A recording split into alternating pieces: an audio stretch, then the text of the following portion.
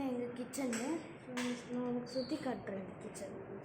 என்ன இப்படி அழுக்கா இருக்கு? ஆமாங்க, எப்பயுமே எங்கள் ஆட்சி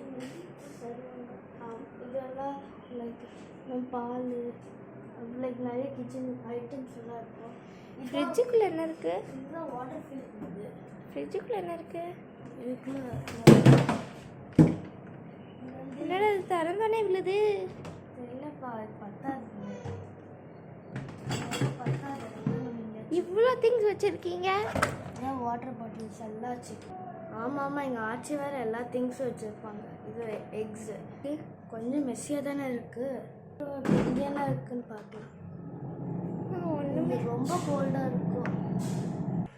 சரி வாங்க, இப்போ நம்ம ஹாலை கட்டலாம். இதுதான் சூப்பராக இருக்குல்ல?